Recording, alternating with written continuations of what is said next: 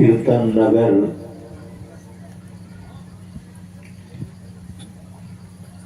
के आनंद मुक्ति सुधा प्रांगण में 8 दिवसीय आयोजित अखंड संकीर्तन के महाशुभ अवसर पर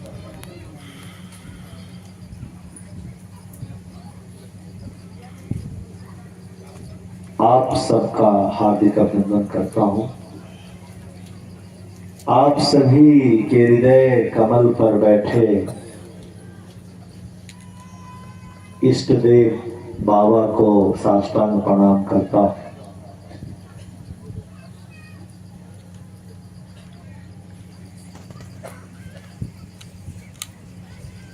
आज मुझे आदेश हुआ है कि कीर्तन महिमा पर कुछ बोलूं। अब से कुछ ही देर पहले स्वाध्याय में कीर्तन महिमा की ही बात कही गई है। भगवान श्री श्री आनंद मूर्ति जी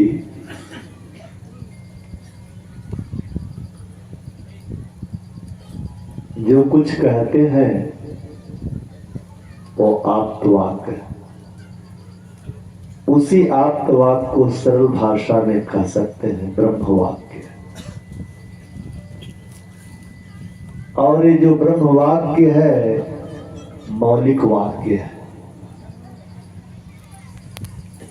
और मौलिकता के मर्म को समझ लेना भक्त के बस की बात है। किसी कर्मी और ज्ञानी के बस की बात नहीं है। भगवान बाबा ने एक बार कहा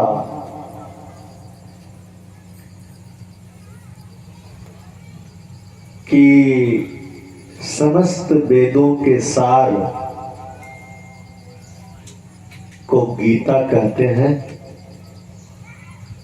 और समस्त गीता के सार को जीवन वेद कहते हैं। जीवन वेद के सार को भावी सच कहते हैं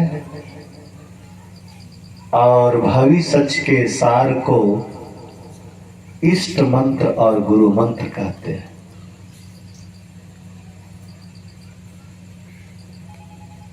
मेरी अनुभूति में सभी प्रकार के मंत्रों के सार को कीर्तन महामंत्र कहते हैं। ये अष्टाक्षरी सिद्ध महामंत्र कीर्तन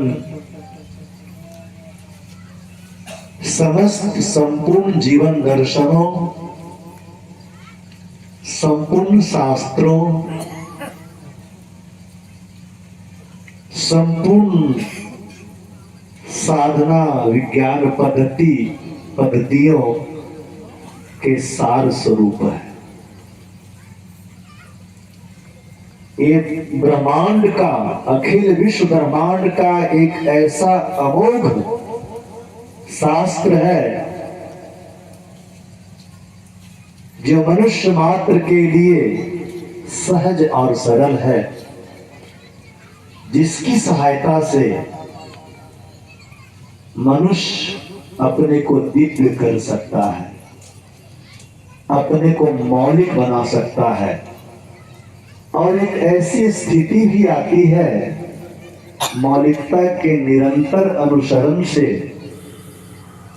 सतत अभ्यास से मनुष्य चेतना और बोधि के स्पर्श रेखा को सहज ही उपलब्ध होता है। जहां चेतना, परम चेतना और मनुष्य की बोधि शक्ति जिस पॉइंट पर, जिस बिंदु पर मिलती है, वहीं से मोहन विज्ञान की उत्पत्ति होता है, वहीं से आप्तवाक की उत्पत्ति होती है, वहीं से तारक ब्रह्म आविर्भूत होते हैं।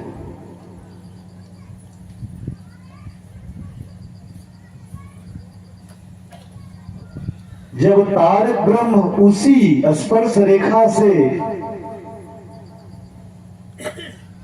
मानव के स्वरूप में अपने को प्रकट करते हैं और अनुभूति कराते हैं हम सबको, इसी स्वरूप का दर्शन कर, इसी स्वरूप के दर्शन का निधिध्यासन कर, अभ्यास कर, तुम लोग परम लक्ष्य को प्राप्त करोगे।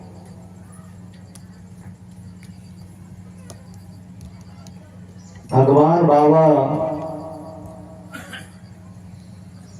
कहते हैं कि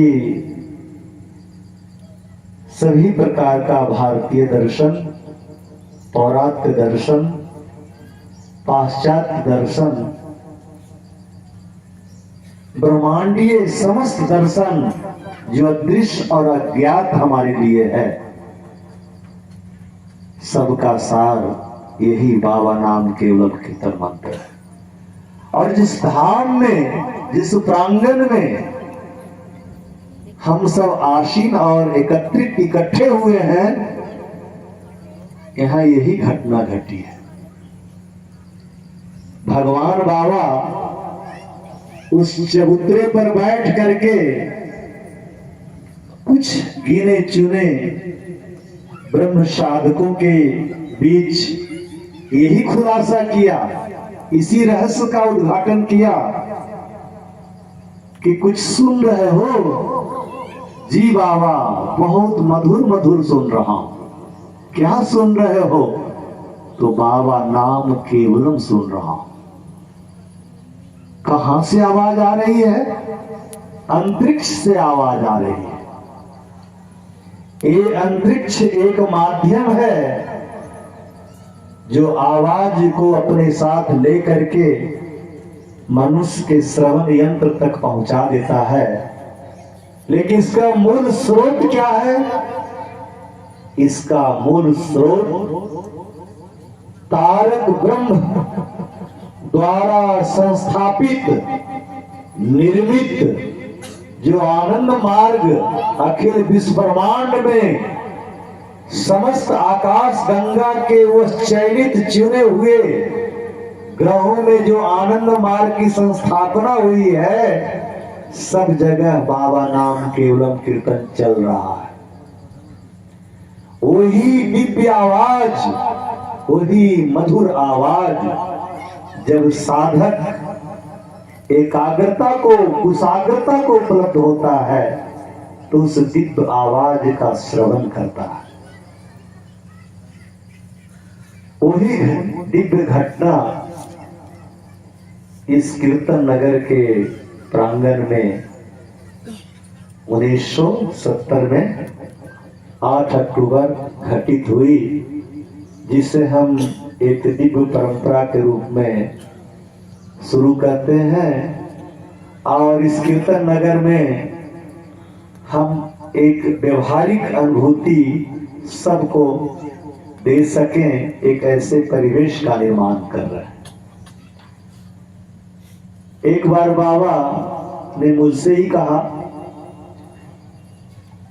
रहस्यमय रूप से कि जानते हो, जब भी तुम लोग अखंड कीर्तन करते हो तो मैं बीच बीच में आता हूं, तुम लोग इसकी अनुभूति करोगे? तो हमने कहा बाबा हमको कैसे पता चलेगा कि आप आ गए? बाबा ने कहा जब तुम्हें बिलख बिलख करके रोने की इच्छा करे, चीख चीख करके इच्छा करे, समझो मैं आ गया। लेकिन कीर्तन के अंतिम क्षण में, जिसको कीर्तन शास्त्र में धूल लोटन कीर्तन कहते हैं, उस अंतिम क्षण में साधक की अवस्था ऐसी हो जाती है कि साधक एकाग्रता के अभ्यास से कुशाग्रता को उपलब्ध हो जाता है। अर्थात साधक की बुद्धि सुतीक्ष्ण होकर के, बोधि बन करके और परम पुरुष को स्पर्श करने लग जाती है, साक्षात्कार करती है। उस अवस्था में साधक की भौतिक और मानसिक अवस्था और संतुलन को प्राप्त करती है। अगर नियमित अभ्यास रहे और एंडोक्राइनोलॉजी, अंतःस्रावी ग्रंथियां, न्यूरो सिस्टम, बायोसाइकिक सिस्टम अगर हमारे शरीर, मन और आत्मा को समर्थन करे, सहयोग करे, तो संतुलित होकर के साधक अब उस उच्चतम अवस्था को सहज ही उपलब्ध होंगे, किसी को पता भी नहीं चलेगा। एक बार हिमालय के प्रांगण में, पंजाब के धरती पर किसी भक्त के यहां 3 घंटे का अखंड कीर्तन हो रहा था। उस अखंड कीर्तन के अंतिम क्षण में सारे साधक शुद्ध बुद्ध खो करके कीर्तन में तन्मय मस्त थे, अलमस्त थे। एक लड़का जिनके घर में कीर्तन हो रहा था, उसकी आंख खुल गई। वो देख रहा है कि जितने भी लोग कीर्तन कर रहे हैं, दोनों बाहु को उठा करके, आंख बंद करके, सबके सहस्रार पर कमल का फूल, श्वेत शुभ्र कमल का फूल खिला हुआ है और सबके ऊपर बाबा बैठे। कीर्तन की इससे बड़ी महिमा क्या हो सकती है? बाबा ने कहा कि साधना में जो तुम्हारे पास इष्ट मंत्र और गुरु मंत्र मिला है, उसके द्वारा तुम सगुण और निर्गुण के मध्य रेखा में तुम पहुंच सकते हो। लेकिन कीर्तन के माध्यम से निर्गुण के जो साक्षित्व बोध है, उससे भी परे जाकर के मां ब्रह्म के मायातीत अवस्था को उपलब्ध हो सकते हो। ये जो ब्रह्म की मायातीत अवस्था है, उसी को दर्शन की भाषा में, शास्त्र की भाषा में, धर्म शास्त्र की भाषा में परम पद कहते हैं, परम शून्य अवस्था कहते हैं। जब साधक पूर्ण रूप से निष्क्रिय हो जाता है, करने के लिए कुछ नहीं रह जाता है, चिंतन भी नहीं रह जाता है, इच्छा भी नहीं रह जाती है, परम शून्य अवस्था उसी को कहते हैं। ये मायातीत अवस्था है। तो कीर्तन ही एक सहजतम सरलतम साधना की पद्धति है इस ब्रह्मांड में, जो सर्वश्रेष्ठ है। एकमात्र साधना पद्धति है कि साधक को मायाधीन की अवस्था से मायाधीश बना देता है और मायाधीश की अवस्था से मायातीत बना देता है। अर्थात साधक जीव से परम शिव और परम शिव से परम पद को उपलब्ध हो जाता है। बाबा चाहते हैं कि इस पृथ्वी ग्रह में जो समूह है, मानव समूह, इसका आध्यात्मिकीकरण हो। कोई एक ऐसा मनुष्य न रह जाए जो हीन मान्यता से, हित मान्यता से, नाना प्रकार के जटिलताओं से के बंधन से भरा रहे। उसके मन में यह बोध हो कि सन्यासी किसी विशेष ग्रह से आते हैं और जो गृहस्थ जीवन, लाल भगवा कपड़ा पहनने से कोई विशेष ग्रह होता है, और जो रंगीन कपड़े में रहते हैं, जो गृहस्थ जीवन जीते हैं, वो किसी सामान्य ग्रह से, फेंके हुए ग्रह से आ जाते हैं। तो उनको तो कोई साधना की, अध्यात्म की उन्नत अवस्था की अनुभूति उन्हें नहीं हो सकती है। ऐसी बात नहीं। माफ करिएगा, 2 दिन से ये गला पकड़े हुए था, बेला डोना खा के थोड़ी राहत मिली है। तो बाबा कहते हैं कि मेरा कोई बेटा और बेटी मनुष्य की शक्ल में जो भी आए हैं इस पृथ्वी ग्रह पर, सब के सब साधना की सर्वोत्तम अवस्था को सहज ही प्राप्त करें। ये कोई जरूरी नहीं है कि प्रारंभिक योग साधना, साधारण योग साधना, सहज योग साधना, विशेष योग साधना, मधुर साधना, कापालिक साधना, माइक्रोवाइटम साधना, विहंगम योग की साधना, नाना प्रकार की अदृश्य अज्ञात साधना की पद्धतियां जो ब्रह्मांड में उपलब्ध है, उसके लिए जटिलताओं से जूझना पड़े, ये भगवान नहीं चाहते, तारक ब्रह्म नहीं चाहते। इसलिए बाबा ने कहा कि तुम लोग बाबा नाम केवलम कीर्तन करो। ये सारी प्रकार की साधना की पत्तियां सीखने वाले, विशेष योग के 18 लेसन करने वाले भी मायातीत अवस्था को प्राप्त कर सकते हैं, नहीं कर सकते हैं।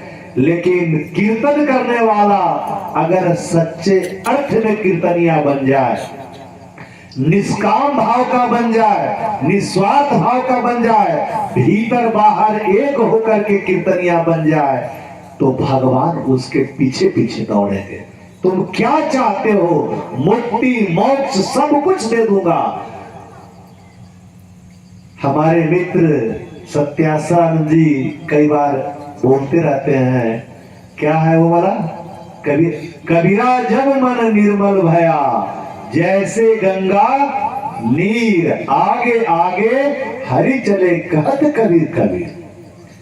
कीर्तन के द्वारा जब अपने मन को निर्मल कर लेंगे और अपने को ऐसा सरल बना लेंगे, संपूर्ण समर्पण में अपने को सुप्रतिष्ठित कर लेंगे, जहां अहंकार लेस मात्र नहीं होगा, अस्तित्व को उनमें मिला करके जिएंगे, व्यवहार करेंगे, सबके साथ करेंगे, तो ऐसी अनुभूति होगी कि छाया के रूप में तारक ब्रह्म आपके पीछे अपनी गोद में, दिव्य गोद में आपको आपके हर कर्म में लिए चलते हैं। एक पल के लिए भी आप उनसे दूर नहीं रहते हैं। ऐसी अनुभूति आपको अपने हर कर्म में होगी। कीर्तन की महिमा जितना कहा जाए उतना ही कम है। बाबा कहते हैं तुम्हारे पंचकोशों को, तुम्हारे अष्ट चक्रों को, तुम्हारे लोकों को, सबको निर्मल करके तुम्हें मायाधीन से मायाधीश और मायाधीश से मायातीत, गुणातीत की अवस्था में पहुंचाता है। यही वो कीर्तन है। इसलिए बाबा के प्यारे भक्तों, बेटे और बेटियां, निर्मल मन से, निष्कपट मन से, अंदर बाहर एक होकर के, निष्काम भाव से, वासना रहित होकर के, एक की ऐसना करके, ब्रह्म ऐसना करके कीर्तन करो और अपने अतीत के किए हुए किसी पाप को पर उस पर ध्यान, तनिक भी ध्यान न दे करके आगे बढ़ते चलिए। बाबा का काम, संस्था का काम पूर्ण अनुशासन के साथ करते चलिए, आज्ञाकारी बन करके करते चलिए, वफादार बन करके करते चलिए। जितनी भी अनुभूति ब्रह्मांड में होती है अध्यात्म जगत में, सब आपके चरणों में, आपके कदमों में गुरु लुटा देंगे। ये बाबा का वादा है और इसी कीर्तन के माध्यम से वो वादा करते हैं, क्योंकि सहजतम पद्धति दे दिए हैं। जो ऐसा करेगा वो ऐसा पा लेगा, उसी को कृपा करते हैं। तो इस कीर्तन नगरी में, ये व्यवहारिक आध्यात्मिक नगरी है, यहाँ शास्त्र व्याख्या का निम्नतम अवदान है। और जो ऐसा दुस्साहस करते हैं वो अन्याय करते हैं। न्याय संगत बात यही है कि अधिक से अधिक बाबा का कीर्तन हो। हम सभी बैठे वॉलेंटियर्स कीर्तन के प्रचारक हैं। बाबा ने कहा आनंद मार्ग सेवा दल के प्रोसीजरल ऑर्डर में कि वॉलेंटियर वही है जो अपने मुक्ति और मोक्ष को भी त्याग करके आया, पीड़ित मानवता की शाश्वत खिदमत करने की। तो ये जो पीड़ित मानवता की त्रिक्षेत्रों में, सर्वांगीण और सर्वात्मक क्षेत्रों में कल्याण करना है, खिदमत करनी है, सेवा करनी है, तो जो करते हैं और जो करेंगे उन्हीं को वॉलेंटियर कहते हैं। इसलिए यहां पर उपस्थित वॉलेंटियर सर्वात्मक सुरक्षा के लिए उत्तरदायी है। बाह्य सुरक्षा तो देंगे, आंतरिक सुरक्षा भी देंगे। किसी की मन, किसी की बुद्धि दुर्बुद्धि को कभी उपलब्ध ना हो, उसमें सद्बुद्धि प्रदान करेंगे। किसी की कोई भी शक्ति निष्क्रिय न हो, उसका सर्वाधिक सदुपयोग हो। हम सब वॉलेंटियर बाबा के भक्त की जिम्मेवारी है कि हम एक दूसरे की सहायता करें ताकि सदैव सबकी बुद्धि, सद्बुद्धि और सुख बुद्धि को सहज ही उपलब्ध हो करके चलते रहे, चलाते रहे। और इसी जीवन में हमें संकल्पित हो रहा है, परम धाम को हम सब लोग उपलब्ध हो जाएंगे। इसी संकल्प के साथ हमारी जीवन यात्रा निरंतर चलती रहेगी और सबको प्रेरणा देती रहेगी। इसी के लिए हम सब बाबा के द्वारा लाए गए हैं, और जब हम लाए गए हैं तो अपने कर्तव्यों को भलीभांति समझ करके करते चलेंगे। कोई ऐसा मनुष्य न रह जाए जिसका जीवन निरर्थक हो जाए, जो अपने जीवन को सार्थक करने का संकल्प नहीं लिया है। अभी से शपथ को याद करके इसी मुहूर्त से अतीत की कालिमा को तब्दील करके अपने ज्ञान के, दिव्य ज्ञान के ज्योति से उसको उद्भासित करके स्वर्ण उज्जवल बना करके चलते रहे, चलाते रहे, एक पल भी बर्बाद न करे। ये बाबा की इच्छा है। आज माध्यम बना करके बाबा यही सबको संदेश दे रहे हैं। और अधिक से अधिक पृथ्वी पर कीर्तन का आंदोलन, घर घर में कीर्तन, हर व्यक्ति कीर्तन करे, सबके स्वरों से, ओठों से, ओष्ठों से बाबा नाम केवलम की ही ध्वनि निकले। यही बाबा की इच्छा है, यही हम लोग को संकल्प होना चाहिए। और यही मुख्यधारा आनंद मार्ग प्रचारक संघ का कार्य है। इसी के लिए दिन रात सर्वांगीण क्षेत्रों में विविध प्रकार के सेवा मूलक कार्य हम सब करते रहते हैं। लेकिन सब करने के पीछे यही है कि हम सब कीर्तन की लहर में लहराते रहें। जैसे अभी बाबा ने एक छोटा सा डिमॉन्स्ट्रेशन दिया था, कीर्तन में अंगड़ाइयां ले रहे थे, भाव समाधि में चले गए थे। बाबा का उन्हें दर्शन हुआ, बाबा ने उन्हें बताया, हम सबको बताया कि आज के कीर्तन में मैं तुम लोग से खुश होकर के एसजी दादा के प्रयास से, हमारे प्रज्ञान दादा के प्रयास से, चीफ सेक्रेटरी के प्रयास से, अनुरागानंद दादा के प्रयास से, हमारे सभी भाइयों भक्ति कमेटी के प्रयास से, सभी मार्गी बंधुओं के प्रयास से, पूरे विश्व के मार्गियों के प्रयास सहायता से आज जो एक दिव्य परिवेश का निर्माण हुआ, उससे खुश होकर के बाबा अपने सशरीर उपस्थित हुए, माध्यम बना करके, और हम लोग को संकेत दिया कि जब भी जहां भी तुम लोग दिव्य कार्य करोगे, मेरा कार्य करोगे, सत्कर्म करोगे, पुनीत करोगे, मैं वादा करता हूं मैं वहां उपस्थित रहूंगा। और अगर तुम आध्यात्मिक नैतिकता, सहज नैतिकता को का अक्षरशः पालन करते हो तो तुम अपने मानसिक पवित्रता की वजह तुम उनका दर्शन भी करोगे। यही बाबा की इच्छा है, यही बाबा का संदेश है। आप सब लोगों ने धैर्यपूर्वक सुना और आयोजक के माध्यम से हमें ये जो सुविधा मिली उसके लिए हृदय की गहराई से कोटि कोटि प्रणाम, कोटि कोटि धन्यवाद ज्ञापन करते हुए आप सबको कोटि प्रणाम कर एक बार पुनः करते हुए मैं अपने वाणी को विराम देता हूँ। नमस्कार।